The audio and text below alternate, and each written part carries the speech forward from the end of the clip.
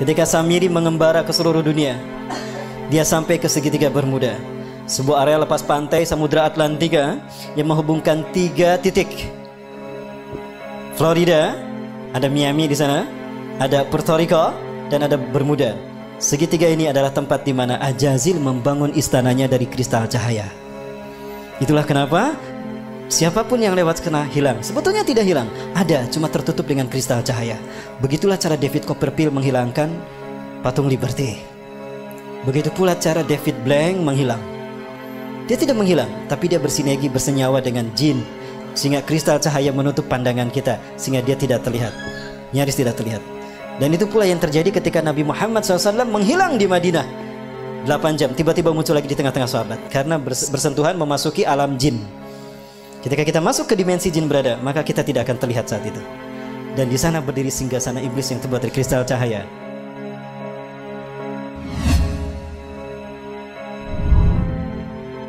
Mereka bergerak menguasai dunia dalam 3 ranah: simbol, ritual, dan arsitektur.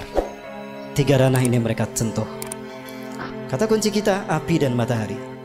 Ya, tadi dikatakan, karena engkau telah menghukum aku tersesat, aku akan sesatkan manusia dari jalanmu yang lurus, dari Shiratal Mustaqim. Artinya akan ada sosok lain yang disembah selain kau. Itu adalah Dewa Matahari, dan dia berhasil. Di zaman Nabi Ibrahim, dia menjadikan Raja Namrud sebagai Dewa Matahari. Betul? Lihat Nabi Ibrahim. Oh, ini bintang Tuhanku. Begitu menghilang, oh bukan. Oh, ini bulan besar. Ini Tuhanku. Oh, bulan. Bukan. Berarti bulan bukan Tuhan. Oh, ini matahari lebih besar. Tapi matahari pun tenggelam. Oh, berarti bukan Tuhan. Itu apa maksudnya? Nabi Ibrahim untuk menunjukkan kalau bulan, bintang, dan matahari bukan Tuhan. Itu hanya benda langit, tanda kekuasaan Allah. Allah lah Tuhan kita. Artinya, konsep penyembahan kepada Tuhan sebagai Dewa Matahari sudah ada sejak zaman Nabi Ibrahim. Berhasil Ajazil. Persia, Iran, ya, kaum Zoroaster menyembah Dewa Matahari. Raja yang mereka sembah adalah Dewa Matahari, Ahura Mazda.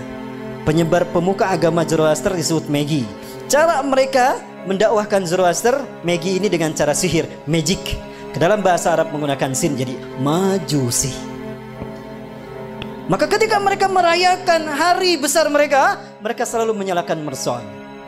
Maka ketika umat Islam merayakan pergantian tahun baru Masehi, saat itu mereka disesatkan 3 agama. Ingat, tahun Masehi dibuat oleh seorang biarawan Katolik, Dionysius Exiguus. Dia adalah biarawan Katolik yang ditugaskan oleh Vatikan untuk membuat penanggalan Masehi yang titik tolaknya Natal. Maka dibuatkanlah penanggalan tahun Masehi yang diberi nama kemudian Anno Domini. Tahu apa arti Anno Domini? Tahun Anno Domini artinya tahun Tuhan kita.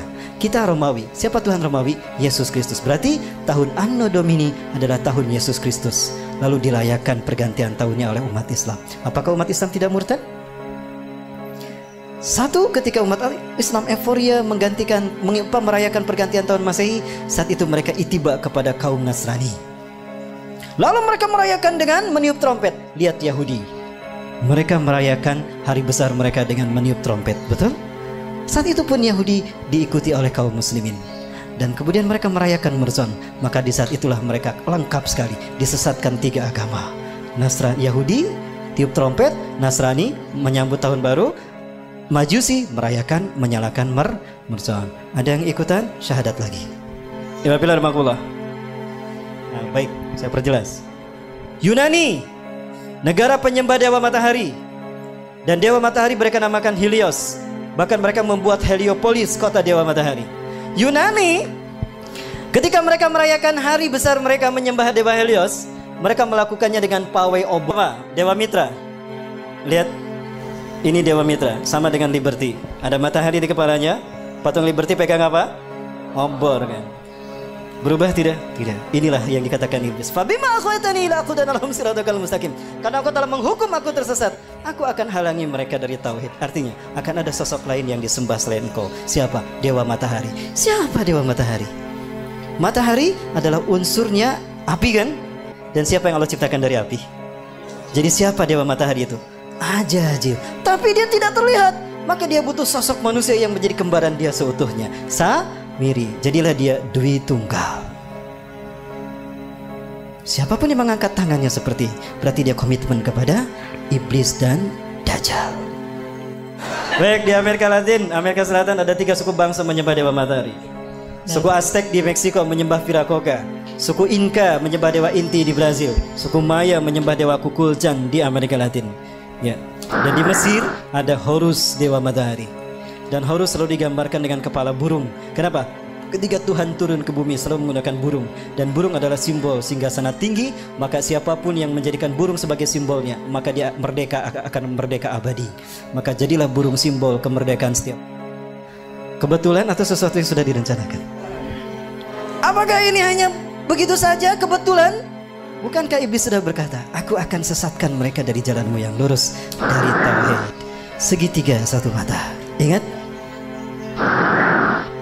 Segitiga digunakan iblis karena dia melihat ke bawah. Dia berada di langit ingin berkuasa di dunia. Ajazil menghadap ke bawah. Samiri pun sama, dia ingin berkuasa sebagaimana Tuhan di langit. Maka segitiganya menghadap ke atas. Keduanya bertemu di segitiga Bermuda. Pertemuan mereka simbolnya seperti apa? Ini simbol mereka. Betul? Dari sinilah filosofi pertemuan iblis dan Dajjal, yang kalau disimbolkan dengan tangan seperti ini. Dan ini angka 11. Dan kembar. Itulah WTC 911. Menggeser nama keberadaan Tuhan. Kecelakaan, call 911, call 911. Tuhannya hilang. Musibah, call 911. 911 yang disebut Tuhannya hilang. Keberadaan Tuhan digeser. Yang pertama disebut manusia ketika terjadi musibah kecelakaan. 911. 9 tambah 11 berapa? 11. 9 tambah 1 10. 10 tambah 1 11. Itu simbol pertemuan iblis dan Dajjal yang mengaku maha tinggi. Dan itulah WTC. Dan WTC dihancurkan di titik balik pertama di milenium ketiga. Milenium ketiga itulah yang disebut dengan Y2K. Kepada dunia latah, bahkan negara Arab termasuk Indonesia, kami siap menyambut Y2K. Betul? Di tahun 2000 tuh, we are ready to visit Y2 km. Padahal Y2K syarat berbau muatan ideologis. Y2K bagi orang Kristen adalah singkatan dari Year of the Jesus Kingdom. Dan Y2K bagi Yahudi adalah Year of the Jewish Kingdom. Artinya 1000 tahun terakhir sebelum hari kiamat itu adalah tahun bagi berdirinya singgasana Tuhan di muka bumi.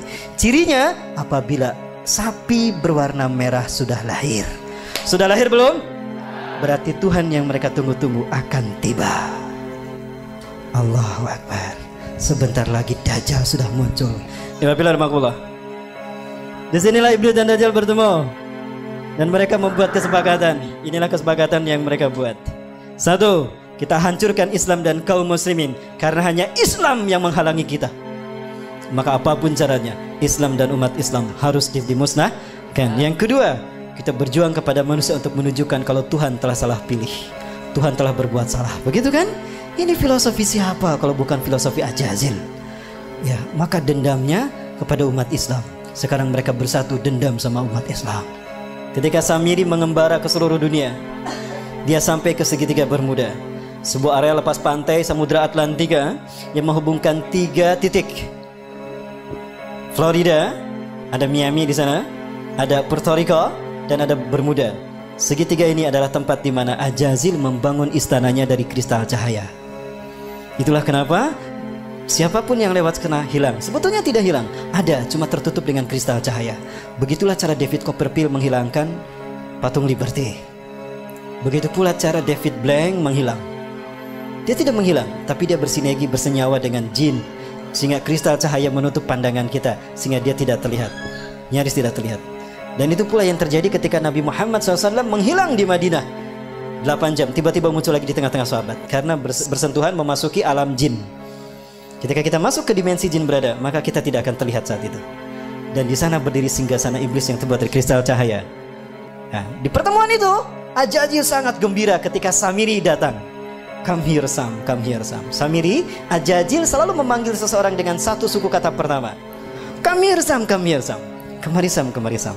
Apa kata Ajazil? Di hadapan pengikutnya Ajazil berkata, hari ini adalah hari yang aku tunggu-tunggu sejak Allah menurunkan aku dari surga ke dunia, di mana aku dipertemukan dengan saudara kembarku. Panggillah dia oleh kalian sebagai Paman Sam. Nyambung tidak? Nyambung dengan Amerika. Inilah jawaban kenapa Amerika menjadi negara superpower. Kenapa dia intervensi urusan negara orang lain. Dan kenapa dunia seolah takut tidak mau menghukum Amerika dan Israel? Karena Amerika adalah negara bentukan Dajjal. Saya yakin dengan Allah.